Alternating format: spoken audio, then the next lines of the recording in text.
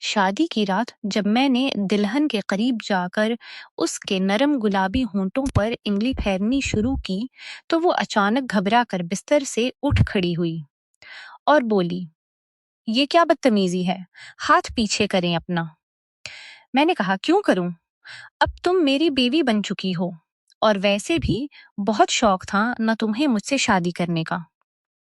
اب تمہیں بھی پتہ چلے گا کہ شادی کے بعد شوہر اپنی بیوی کے ساتھ کیا کرتا ہے۔ آج تو میں تمہاری چیخیں نکالوا کے رکھ دوں گا۔ یہ سن کر وہ بہت گھبرا گئی، بولی، دیکھے میں ایسی بےہودہ باتیں سننا پسند نہیں کرتی۔ مجھے ایسی بے شرمی بالکل پسند نہیں، اس لیے آپ میرے قریب آنے کی کوشش بھی نہ کریں۔ وہ بستر سے کھڑی ہو کر بہت گھبرائی ہوئی تھی۔ میں بھی اٹھ کھڑا ہوا۔ میں نے کہا، بے شرمی تو اب بہت کچھ ہوگی مس جنیرا، شادی کی رات کیا ہوتا ہے تمہیں پتا ہوگا نا۔ وہ بولی، مجھے بھی آپ مجھے دودھ پیتے بچے نہ سمجھیں، مجھے بھی پتا ہے کہ شادی کی رات شوہر کیا کرتا ہے۔ میں نے پوچھا، شوہر کیا کرتا ہے؟ وہ بولی، شادی کی رات شوہر اپنی بیوی کو منہ دکھائی کا تحفہ دیتا ہے، پھر ایک لمبا لیکچر سناتا ہے کہ ساس سسر کا خیال رکھنا، ان کی خدمت کرنا اور ان کا ہر حکم ماننا۔ پھر لائٹ بند ہو جاتی ہے اور صبح ہو جاتی ہے۔ بس اتنا ہی میں نے ڈراموں میں دیکھا ہے۔ اس کی بات سن کر میں بے ساختہ اسے گھور رہا تھا۔ پھر میں نے اس کا ہاتھ پکڑ کر اپنے پاس کھینچ لیا اور کہا، اصل کھیل تو شادی کے بعد لائٹ بند ہونے کے بعد شروع ہوتا ہے۔ میرا ہاتھ اس کے پورے وجود پر پھرنے لگا۔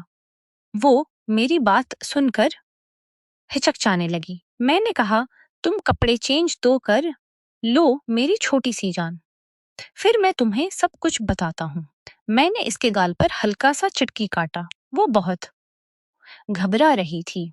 میں نے الماری سے ایک نائٹی نکال کر دی اور کہا، یہ پہن کر آؤ۔ وہ نائٹی لے کر واش روم چلی گئی۔ جب واپس آئی تو میک اپ دھل چکا تھا اور جالی دار نائٹی میں بہت خوبصورت لگ رہی تھی۔ اس کے بال کھلے ہوئے تھے۔ میں نے کہا، بہت خوبصورت لگ رہی ہو، بال کھلے ہی چھوڑو۔ پھر میں نے اس کا بازو تھوڑا سختی سے پکڑا اور اپنے پاس کھینچ لیا۔ کمرے میں گہرا اندھیرا تھا۔ میں نے کہا، ہاں مس جنیرا، اب تم تیار رہنا کیونکہ اصل کھیل اب شروع ہونے والا ہے۔ وہ میری بات سن کر بہت گھبرا گئی، بولی، نہیں، مجھے بہت ڈر لگ رہا ہے۔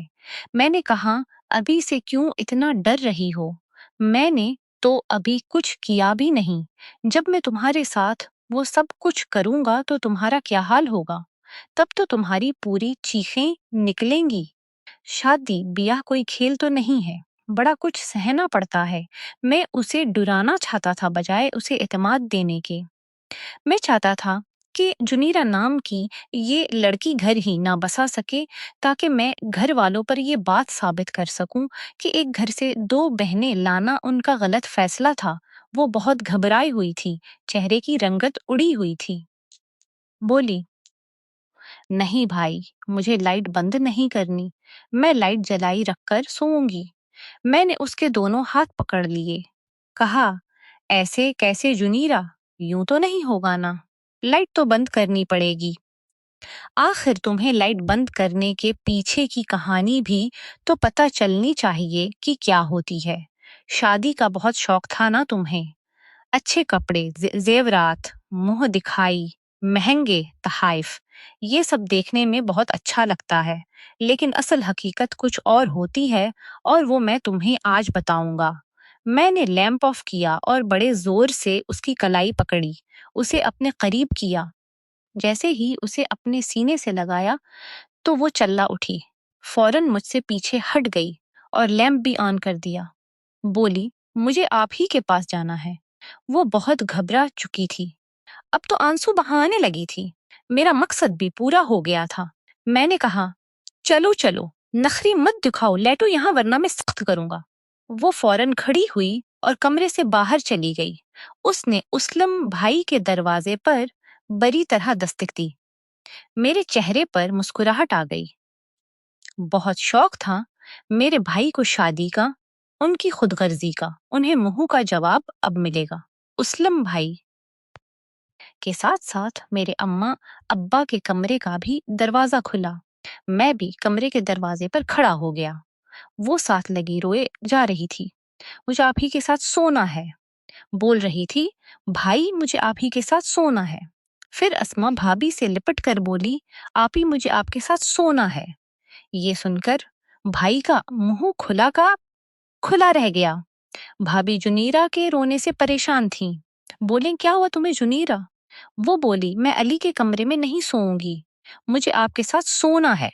بھائی بہت پریشان نظر آ رہے تھے۔ بھابھی اس سے وجہ پوچھنے لگیں، لیکن وہ کیا وجہ بتاتی؟ اس نے کچھ نہیں بتایا۔ جنیرہ بھابھی کے کمرے میں چلی گئی اور بستر پر جا کر بیٹھ گئی۔ میری والدہ نے کہا، علی اسے کیا ہوا؟ شادی کے وقت تو بہت خوش تھی۔ میں نے کہا، بہت شوق تھا آپ کو چھوٹی لڑکی سے شادی کروانے کا، دیکھ لیں اس کا بچپنا، ہاتھ پکڑا نہیں، وہ ویلا مچا دیا، سنبھال لیں آپ خود اسے۔ یہ کہہ کر میں اپنے کمرے میں آ کر بستر پر لیٹ گیا اور سکون کی گہری سانس لی۔ اس سے پہلے کہ میں سوتا میرا بھائی غصے سے تکیا پکڑے میرے کمرے میں آئے اور زور سے تکیا بستر پر پھینکا اور بیٹھ گئے۔ میں نے پلٹ کر ان کی طرف دیکھا۔ بولے، ہاتھ ہلکا نہیں رکھ سکتے تھے بیوی پر؟ میں نے کہا، میں نے بس ہاتھ پکڑا تھا۔ بھائی اب کیا ہاتھ بھی نہ پکڑتا، مجھے کیا پتا تھا وہ تماشا کھڑا کر دے گی۔ وہ بولے، میری رات کالی ہو گئی تمہاری وجہ سے۔ میں نے کہا، میں نے کیا کیا ہے؟ میری غلطی کیا ہے؟ ارے جب 15 سال کی لڑکی کو دلہن بنا کر کمرے میں بھیجیں گے تو یہ سب کچھ تو ہوگا نا۔ وہ تو شادی بس اس لیے کر رہی تھی کہ منہ دکھائی میں مہنگے تحائف ملیں گے، نئے نئے کپڑے پہننے کو ملیں گے، اسے تھوڑا بہت بھی نہیں معلوم تھا کہ شادی کیا ہوتی ہے۔ رات آپ کی نہیں میری بھی کالی ہوئی ہے، اس لیے چپ چاپ سو جائیں۔ یہ کہہ کر میں نے لیمپ آف کر دیا اور سو گیا۔ بھائی کو تو شاید نیند نہیں آ رہی تھی، کروی پر کروی بدل رہے تھے۔ میں نے کہا، بھائی سکون سے سو جاؤ، مجھے بھی سونے دو۔ وہ بولے، تجھے نیند آ رہی ہے؟ بے وقوف، بیوی کو کچھ وقت ہی دے دیتا، میری رات تو کالی نہ ہوتی۔ میں نے دل میں کہا، آپ کی بے رخی کا یہی جواب ہونا چاہیے تھا۔ اگلے دن بھابھی اور جنیرہ دونوں کمرے سے ایک ساتھ باہر آئیں۔ اماں ناشتہ بنا کر رکھ چکی تھی۔ میرے بھائی کا موڈ بڑا خراب تھا، بار بار بھابھی کو دیکھ رہے تھے۔ بھابھی نظریں چرا رہی تھیں، جیسے کہہ رہی ہوں کہ میرا کیا قصور ہے۔ جنیرہ جب بھی مجھے دیکھتی تو میں اسے گھورنے لگتا، وہ فوراً گھبرا کر نیچی نظر کر لیتی۔ میں چاہتا تھا کہ اس کے دل میں اپنا خوف برقرار رکھوں تاکہ وہ میرے قریب اور کمرے میں آنے کی کوشش ہی نہ کرے۔ میں تو اپنے دل میں بڑا مطمئن تھا کہ اب یہ لڑکی میرے کمرے میں نہیں آنے والی۔ پورا دن وہ بھابھی کے کمرے میں ہی رہی اور بھائی پورا دن لان میں اور دعا کر رہے تھے کہ 2 گھڑی انہیں بھی بھابھی کا ساتھ نصیب ہو جائے۔ لیکن میں بڑا خوش تھا، بڑے مزے سے اپنے کمرے میں لیٹا رہا۔ پھر دل کیا تو دوستوں میں چلا گیا۔ شام کو ولیمہ کی دعوت تھی، ولیمہ بھی ہو گیا۔ لیکن آج بھائی بھڑکے ہوئے بیٹھے تھے، انہیں دیکھ کر میری ہنسی ہی نہیں رک رہی تھی۔ جنیرہ میرے پاس بیٹھی تھی، میں نے اس کا بازو پکڑا، زور سے دبایا اور اس کے کان کے قریب جا کر کہا، کل تو بچ گئی تھی، آج کیا کرو گی؟ کب تک بچو گی مجھ سے؟ آنا تو اب تمہیں میرے ہی کمرے میں ہے، اور آج تو تم ویسے بڑی پیاری لگ رہی ہو، آج تو میں واقعی تمہیں کچا کھا جاؤں گا۔ جنیرہ آج چپ چاپ گم سم بیٹھی ہوئی تھی۔ کل والی ہنسی ساری ایک رات میں سم ختم ہو چکی تھی۔ وہ بار بار میرے ہاتھ سے اپنا ہاتھ چھڑوانے کی کوشش کر رہی تھی۔ کچھ دیر بعد میں نے اس کا ہاتھ چھوڑ دیا۔ ولیمہ اپنے اختتام پر پہنچ گیا۔ بھائی نے بھابھی کو صاف کہہ دیا کہ آج چاہے تمہارے کمرے کا دروازہ کوئی پیٹے یا توڑ دے، تم دروازہ نہیں کھولو گی۔ اس لیے وہ جنیرہ کو سمجھا رہی تھیں کہ اس طرح سے نہیں کرتے۔ لیکن وہ اپنے آپ ہی کے دونوں ہاتھ پکڑے لانچ میں بیٹھی ہوئی تھی، بول رہی تھی، مجھے نہیں جانا اس کے کمرے میں، مجھے اس سے بہت ڈر لگتا ہے۔ بھابھی اسے سمجھانے لگے، ایسا کچھ نہیں ہوتا، وہ تم سے محبت کرتا ہے، تمہیں کچھ بھی نہیں کہے گا۔ وہ بولی، آپ کو نہیں بتانا، مجھے پتا ہے، میں نہیں جاؤں گی، مجھے ابا کے گھر بھیج دیں، میں وہاں رہوں گی۔ بھابھی بولیں، دیکھو یہ سب تو اب نہیں ہو سکتا نا، دیکھو اس وقت تو تمہیں اعتراض نہیں تھا، تم نے کہا تھا ٹھیک ہے، تمہیں شادی پر کوئی اعتراض نہیں۔ وہ بولی، مجھے کیا پتا تھا کہ یہ ہوتی ہے شادی، مجھے نہیں پتا، میں نہیں جاؤں گی علی کے کمرے میں۔ اسلم بھائی اپنے کمرے کے دروازے کے پاس ہاتھ باندھے کھڑے بھابھی کو گھور رہے تھے اور وہ بار بار نظریں چراتے جنیرہ سے اپنا ہاتھ چھڑوانے کی کوشش کر رہی تھیں، انہیں سمجھا رہی تھیں، علی تمہیں کچھ نہیں کہے گا، کچھ تو عقل مندی کا مظاہرہ دکھاؤ، کیا بچپنا ہے جنیرہ، دیکھو اس طرح نہیں ہوتا۔ لیکن وہ رونے لگی، بولی، نہیں نا آپی پلیز مجھے گھر بھیج دیں، میں اپنے کمرے میں ہی تھا۔ دروازہ کھلا ہوا تھا لیکن اندر سے ہی سارا نظارہ دیکھ رہا تھا۔ بڑی مشکل سے بھابھی نے اسے سمجھا بھجایا اور کمرے کا رخ کیا، لیکن وہ کمرے میں نہیں آ رہی تھی، باہر صفے پر بیٹھی اپنی انگلیاں مروڑے جا رہی تھی۔ وہ بہت گھبرائی ہوئی تھی، جیسے کمرے میں آئے گی تو اس کی جان نکل جائے گی۔ یہ دیکھ کر میں بڑا مطمئن تھا، لیکن میں یہ نہیں جانتا تھا کہ وہ اس قدر خوف زدہ ہو جائے گی۔ وہ چپ چاپ کمرے میں آئی، مجھ سے بات کے بغیر اس نے الماری کھولی، اس نے کمرے کا دروازہ تک بند نہیں کیا، الماری میں سے اپنا ایک لباس نکالا اور واش روم میں چلی گئی۔ میں اس کی ایک ایک حرکت نوٹ کر رہا تھا۔ وہ باہر آئی تو بالکل سادگی میں تھی، پھر آہستہ سے اپنا تکیہ اٹھایا اور باہر جانے لگی۔ میں نے کہا، تم کہاں جا رہی ہو؟ بولی، میں باہر سوؤں گی، مجھے آپ کے ساتھ نہیں سونا۔ میں نے کہا، مرضی ہے تمہاری۔ اچھا، یہ لائٹ بند کر دو اور دروازہ بند کر کے جانا، ٹھیک ہے؟ وہ فوراً مان گئی۔ یہاں تک تو سب کچھ ٹھیک تھا، وہ مجھے کچھ بھی نہیں کہتی تھی، زیادہ تر وقت اس کا بھابھی کے ساتھ گزرتا تھا یا پھر میری اماں کے ساتھ۔ وہ ان کے ساتھ بیٹھی رہتی، گپیں مارتی رہتی، ہنستی رہتی، لیکن جیسے ہی میں دکان سے آتا مجھے دیکھ کر ایسے ہو جاتی جیسے سانپ سونگھ جاتا۔ بھابھی نے تو کچن سنبھال لیا تھا، لیکن وہ مہارانی کچن کا کوئی کام نہیں کرتی تھی، بس اس کا ایک ہی کام تھا، میری اماں کے ساتھ بیٹھ کر باتیں کرنا، ہنسنا، لطیفے سنانا۔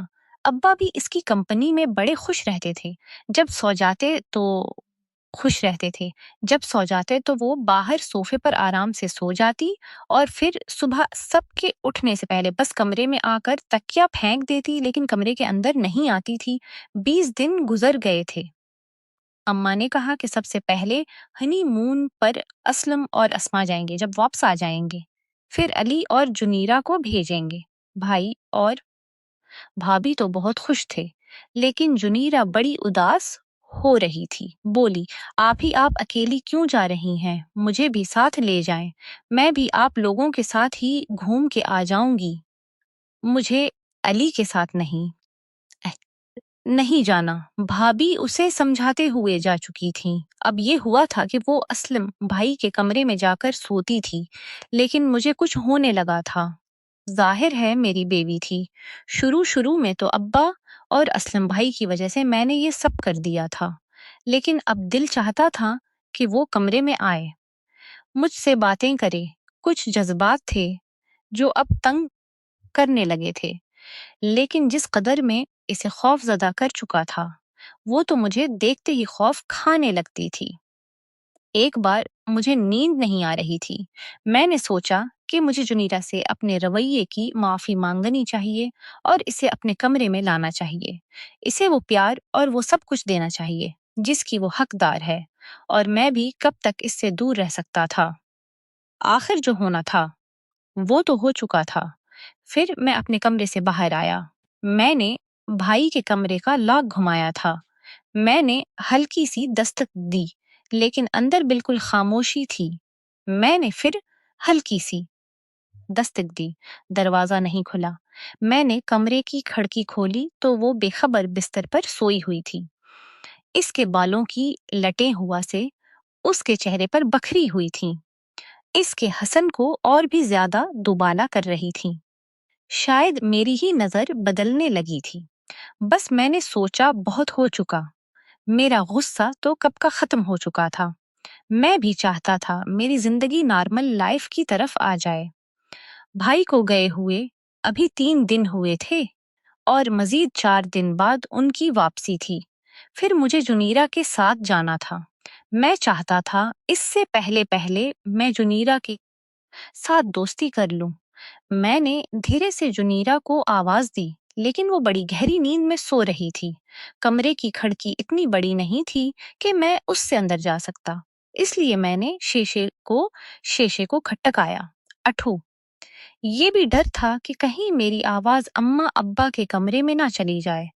بامشکل ہی اس نے اپنے خمار آلود آنکھیں کھولے، مجھے کھڑکی کے پاس دیکھ کر مجھ سے کہنے لگی، کیا ہے؟ میں نے کہا، یہ کیا تماشا بنا لیا تم نے؟ چلو اپنے کمرے میں آؤ۔ لیکن یہ سن کر وہ پھر سے گھبرانے لگی۔ وہ مجھ سے کہنے لگی، مجھے نہیں آنا، میں یہاں ٹھیک ہوں۔ میں نے کہا، جنیرا اچھا میں معافی مانگتا ہوں، میں تمہارے ساتھ کوئی بھی ایسی حرکت نہیں کروں گا، بس تم میرے ساتھ کمرے میں آؤ۔ لیکن وہ نفی میں سر ہلانے لگی اور کہنے لگی، نہیں نہیں۔ میں اپنے کمرے میں آ کے اپنا جی جلانے لگا کہ اپنے پاؤں پر کلہاڑی تو میں نے خود ماری ہے۔ اب وہ کمرے میں کھڑکی، دروازہ سب کچھ بند کر کے سوتی تھی۔ البتہ کھانا اسے میز پر میرے پاس بیٹھ کر کھانا پڑتا تھا۔ اماں ابا سامنے بیٹھے ہوتے تھے، میں اس کے برابر والی کرسی پر بیٹھ جاتا، ورنہ جب تک بھابھی تھی تو وہ ان کے ساتھ بیٹھتی تھی۔ میں نے اسے کہا، میری پلیٹ میں سالن ڈال دو۔ اس نے سالن میری پلیٹ میں ڈال دیا۔ میں نے اپنا پاؤں اس کے پاؤں کے اوپر رکھ دیا۔ وہ بری طرح چیخی۔ باقی سب میری طرف دیکھنے لگے۔ میں نے بھی اس پر ایک نظر ڈالی۔ وہ میرے پاؤں کے نیچے سے اپنا پاؤں ہٹانے کی کوشش کر رہی تھی، لیکن میں نے بھی پاؤں کو غصے سے دبانا شروع کر دیا۔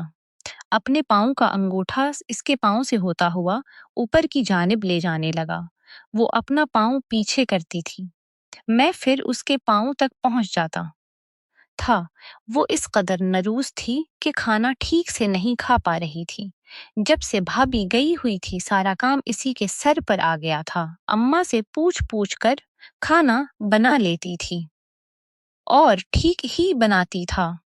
رات کو جب سب صحن میں تھے وہ کچن میں برتن دھو رہی تھی۔ میں چپ چاپ کچن میں گیا، فریج میں سے پانی کی بوتل نکالی، گلاس میں ڈال کے پانی پینے لگا۔ وہ برتن دھونے میں مصروف تھی۔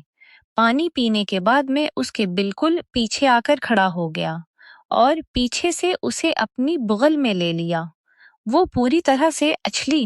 پیچھے پلٹ کے دیکھا تو میں اس کے کندھے پر اپنا سر رکھ چکا تھا۔ میں نے کہا، مجھ سے اتنا بھاگتی کیوں ہو؟ شوہر ہوں تمہارا۔ بولی، علی مجھے چھوڑیں۔ میں نے کہا، شرافت سے آج کمرے میں آ جانا، ویسے بھی کل بھابھی اور بھائی واپس آ رہے ہیں، پھر تو تمہیں میرے ساتھ آنا موڑ پر بھی جانا پڑے گا۔ وہاں کیا کرو گی؟ جنیرا، اگر آج تم کمرے میں نہیں آئی تو کل تو تمہیں آنا ہی پڑے گا، پھر میرے ساتھ ہنی مون پہ بھی جانا پڑے گا۔ یاد رکھنا، گناہ کے بدلے لوں گا تم سے۔ پتہ نہیں کیوں میں اس سے غلط بات کیوں کرتا تھا۔ میرا یہ کہنا تھا کہ وہ چلانے لگی۔ میں نے اسے چھوڑ دیا۔ اماں ابا دونوں کچن میں آ گئے۔ بولے، کیا ہوا؟ تو وہ بولی، وہ کاکروچ ہے۔ اماں بولے، کہاں ہے؟ بولی، ابھی یہاں تھا، پتہ نہیں کہاں گیا۔ میں سمجھ گیا مجھ سے جان چھڑانے کے لیے اس نے کچھ کیا ہے۔ میں غصے سے اپنے کمرے میں چلا گیا۔ اگلے دن بھابھی اور بھائی بھی آ گئے۔ شادی کو 1 مہینہ گزر چکا تھا۔ لیکن محترمہ تھی کہ میرے ہاتھوں میں ہی نہیں چڑھ رہی تھی۔ سب کے سونے کے بعد وہ لاؤنج میں تکیا رکھ کے لیٹ گئی تھی۔ تبھی میں کمرے سے باہر آیا، اس کی کلائی پکڑی۔ میں نے کہا شرافت سے کمرے میں آؤ۔ بولی میں نے نہیں جانا، اگر آپ نے زبردستی کی تو میں چلانا شروع کر دوں گی۔ میں نے کہا ٹھیک ہے چلاؤ، شوق سے چلاؤ۔ یہ کہہ کے میں نے اس کے منہ پر ہاتھ رکھ دیا اور زبردستی اسے کمرے میں لے گیا۔ کمرے کی لائٹ بند کی اور اسے بستر تک لے ہی آیا تھا کہ بھائی کے دروازے پر دستک کی آواز آئی۔ وہ اماں کا دروازہ کھٹکھٹا رہے تھے۔ اماں نے دروازہ کھولا تو وہ بولے اسماء کی طبیعت بہت خراب ہے، اماں آ کے دیکھیں اسے کیا ہوا ہے۔ بات کچھ ایسی تھی کہ مجھے جنیرہ کو چھوڑنا پڑا۔ وہ بھی فوراً کمرے سے باہر نکل گئی۔ کئی بھابھی کو الٹی آ رہی تھی، بحال ہو چکی تھی۔ میری اماں نے جنیرہ سے کہا جاؤ لیمو پانی بنا کے لاؤ۔ وہ لیمو پانی بنا کے لائی۔ پھر انہیں ڈاکٹر کے پاس لے گئے تو معلوم ہوا کہ بھابھی امید سے ہیں، لیکن ڈاکٹر نے مشورہ دیا تھا کہ بڈ ریسٹ کی ضرورت ہے۔ خوشی کی خبر تھی، اس لیے میں بھی خوش تھا کہ چلو چاچو بن جاؤں گا۔ اس لیے ہمارا ہنی مون کینسل ہو چکا تھا، کیونکہ سارے کام کی ذمہ داری جنیرہ پر پڑی چکی تھا۔ بھابھی کو کمرے تک کھانا بھی وہی دینے جاتی تھی، سنبھالتی بھی وہی تھی، کیونکہ ان کی طبیعت ٹھیک نہیں رہتی تھی۔ پورا دن گھن چکر سی بن جاتی تھی۔ اب تو مجھے اس پر ترس آنے لگا تھا۔ بہت کم عمر میں اس پر بڑی ذمہ داریاں آ پڑی تھیں۔ پھر اس پر میرا اس کے ساتھ یہ رویہ بھی اچھا نہیں تھا۔ مجھے خود ہی پر افسوس ہونے لگا، بچاری تھک جاتی تھی۔ پھر اسے صوفے میں سونا پڑتا تھا۔ ایک دن میں نے اس سے کہا دیکھو میں تمہیں کچھ نہیں کہوں گا، تمہارے ہاتھ تک نہیں لگاؤں گا، کمرے میں سو جایا کرو۔ تو وہ بولی لائٹ تو بند نہیں کریں گے۔ میں نے کہا نہیں کروں گا۔ اس کے بعد سے میں کچن میں اس کے کام میں مدد بھی کرتا تھا۔ ایک دن میں نے اس سے کہا جنیرہ مجھ سے دوستی کرو گی؟ بولی نہیں، مجھے آپ سے دوستی نہیں کرنی، آپ اچھے انسان نہیں ہیں۔ میں نے کہا میں کیوں اچھا انسان نہیں ہوں؟ اب تو میں تمہاری مدد بھی کرتا ہوں۔ وہ بولی وہ تو کرتے ہیں، لیکن پھر بھی مجھے آپ سے ڈر لگتا ہے۔ میں نے کہا دیکھو اب تمہیں مجھ سے ڈر نہیں لگے گا، میں تمہارا دوست بن جاؤں گا نا۔ اس لیے بولی آپ زور سے مجھے اپنے ساتھ تو نہیں لگائیں گے۔ اس دن میرا سانس بھی رک گیا تھا۔ میں نے کہا نہیں لگاؤں گا، تم بس مجھ سے دوستی کر لو۔ بولی میرے قریب تو نہیں آئیں گے۔ میں نے کہا قریب بھی نہیں آؤں گا جب تک تم نہیں چاہو گی۔ وہ میری بات مان گئی، اب مجھ سے باتیں کرنے لگی، خود بے تکلف بھی ہو جاتی تھی، ہنستی بھی تھی۔ رات کو جب سارے کام کر کے فارغ ہوتی تو میں اسے موٹر سائیکل پر باہر لے جاتا، آئس کریم کھلا کے لاتا۔ کافی اچھی لڑکی تھی۔ میں اب مان چکا تھا کہ جانے انجانے میں اس کے ساتھ غلط کر بیٹھا تھا۔ 9 مہینے کا عرصہ بھی گزر گیا۔ بھابھی کو ایک بار بہت درد اٹھا۔ اماں کی طبیعت ٹھیک نہیں تھی، اس لیے مجھے اور جنیرہ کو بھائی اور بھابھی کے ساتھ جانا پڑا۔ ہم دونوں بھی بہت منتظر تھے کہ دیکھو کیا ہوتا ہے، بیٹا یا بیٹی۔ لیکن جب ڈاکٹر نے باہر آ کر ہمیں ایک ایسی خبر سنائی کہ ہمارے قدموں کے نیچے سے زمین نکل گئی۔ وہ بولی مسٹر اسلم آپ کی بیٹی ہوئی ہے، لیکن آپ کی بیوی کو ہم نہیں بچا سکے۔ یہ سننا تھا کہ ہمیں اپنے کانوں پر یقین ہی نہیں آ رہا تھا۔ ایسا کیسے ہو سکتا ہے؟ بھائی تو یوں تھے جیسے سانس لینا بھول گئے ہوں۔ یہی حال جنیرہ کا بھی تھا۔ بولی ڈاکٹر یہ آپ کیا کہہ رہی ہیں؟ آپ بتائیں نا میری بھابھی کو کیا ہو سکتا ہے، وہ تو ٹھیک تھیں ابھی۔ وہ بولی اس کا بلڈ پریشر شوٹ کر گیا تھا، اس لیے سب کچھ بہت جلدی ہو گیا۔ ہم پر تو جیسے قیامت آ گئی۔ جنیرہ کی، اسلم کی، اماں سب کی بہت بری حالت تھی۔ پہلی بار میں نے بھائی کو یوں ٹوٹ ٹوٹ کر روتے دیکھا تھا۔ میں خود بھی کچھ بھی سمجھ نہیں پا رہا تھا کہ یہ سب ہو کیسے گیا۔ ایک طرف میں بھائی کو سنبھال رہا تھا، دوسری طرف جنیرا کو۔ یہ خبر جب میں نے ابا کو سنائی تو وہ بھی پریشان ہو گئے۔ اماں ابا دونوں ہسپتال پہنچ گئے۔ ابھی تک بچہ نرس کے پاس تھا کیونکہ میں تو ان دونوں کو سنبھالنے میں لگا ہوا تھا۔ اماں آئیں تو جنیرا ان کے گلے لگ کر رونے لگی۔ یہ خبر جب بھابھی کے مائکے میں گئی تو ان مر بھی قیامت ٹوٹ پڑی۔ بڑا برا وقت تھا جو گزر گیا، لیکن ہمارے گھر کی تو جیسے خوشیاں ختم ہو کے رہ گئیں۔ بھابھی کی بیٹی مہنور کو جنیرا سنبھالنے لگی، وہ چپ چاپ سی ہو گئی۔ اس کا سارا بچپن شروع کی طرح ہنسنا بولنا جیسے ختم ہو چکا تھا۔ بھائی بھی چپ چاپ رہنے لگے، بات ہی نہیں کرتے تھے، بات کرتے تھے تو لگتا تھا ابھی رو پڑیں گے۔